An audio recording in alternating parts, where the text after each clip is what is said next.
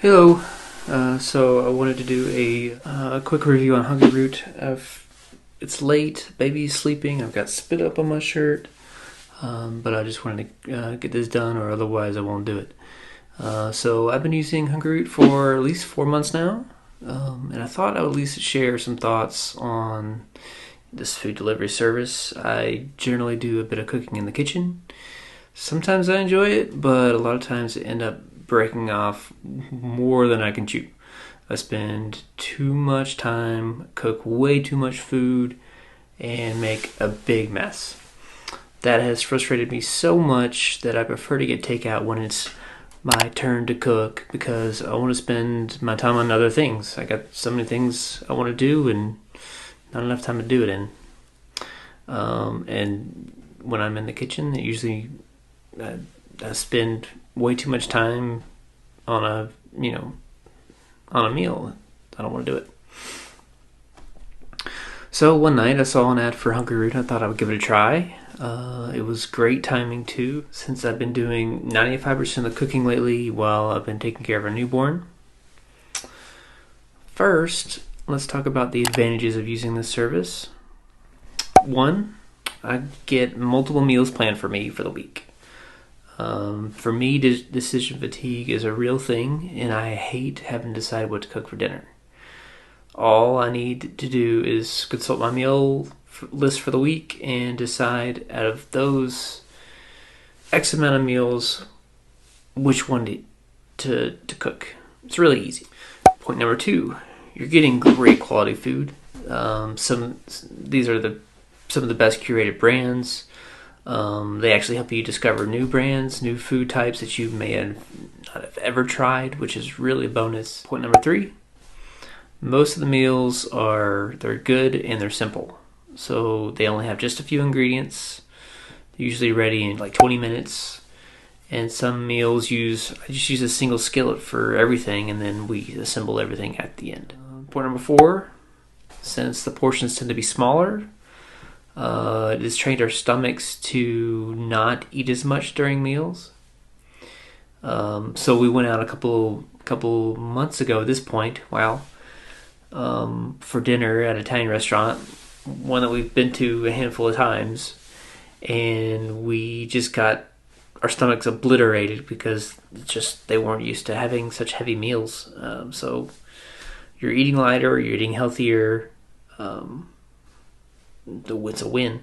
Point number five, ingredients are not portioned just for the meal. Usually you get leftovers. So when I say leftovers, sometimes you'll get some leftovers from what you cooked, but other times you'll get the leftovers from the ingredients that you did not use for the whole meal. For instance, they sent tonight, I cooked some pasta. They sent 5 chicken sausages to cook, but only 3 are in the meal. So the other 2, I can cut them up, saute them later for a grain bowl, or have them during breakfast. That's just an extra bonus ingredient. So yeah, you get leftovers. Point number 6, HungryRoot teaches you how to think about ingredients and how to cook differently. I could take the things I've learned and apply them to standard grocery shopping and meal planning, and wean myself off of a service like HungryRoot if I can learn how to automate it the way that they do. Point number 7 are the snacks. I love the new, unique snacks that we get in every box. I get to try new stuff, new brands, new foods. We found a lot of winners that now we just routinely get at the grocery because we like them. So there's a certain protein shake that we like. Point number 8 is breakfast. The I think it's Koya protein drinks are, we've gotten one in almost every box, but they're a regular staple in the house now. So we get them all the time, but we just go to the grocery and get them. So there's another example of being introduced to a product or a brand, a type of food through the box, and then now that product is now a routine item in the house. We have to go get that because that's what we like. Another note on the breakfast topic are the Ancient Grains pancake mix. As my wife would say, it's fucking delicious. And point number 9, the kale salad mix and smoked salmon meal. This is the quickest, simplest meal for lunch.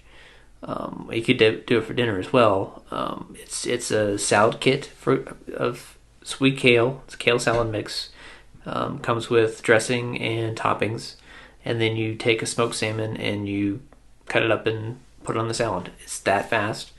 It red-pilled lunch for me, and we do our own variations on that now as well. Okay, some cons. They originally used LaserShip to ship the boxes.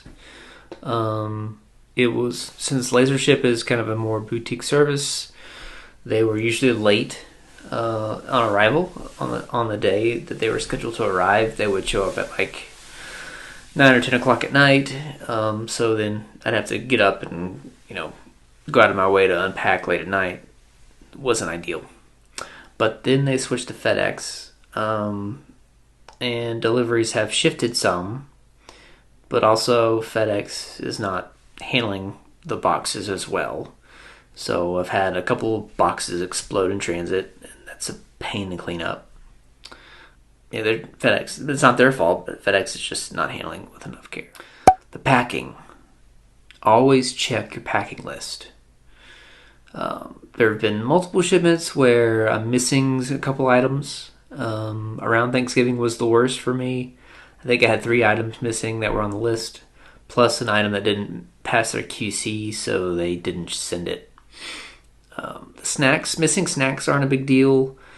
You just let them know, what didn't arrive, and they'll just credit your account for the next box. Not a big deal. The biggest pain are the missing key ingredients. I've gotten that a couple times. Or like a certain dressing that exploded in the box. Was another example of, a key ingredient for a meal is now gone. I've got to go out of my way to find a replacement or a substitute, which is, I've learned how to be more flexible with that by using what we already have or doing a quick grocery run just to get the things I need. But they're really good about crediting your account and getting it taken care of. They're really responsive. The only other con I could think of revolves around seafood. Now, don't get me wrong, I love getting the seafood, but it tends to dictate more of what I'm eating the next few nights when the box arrives. If I get multiple mains.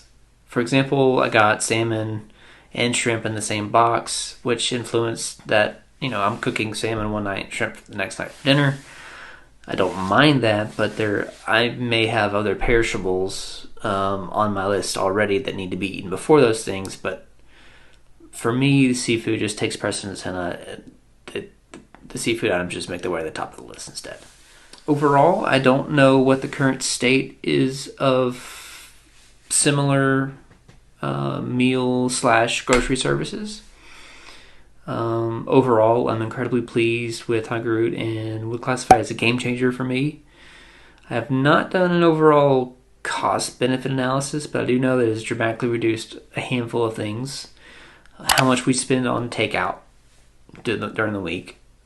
How much we spend at the grocery, which we were barely going to the grocery. We were basically doing HungryRoot,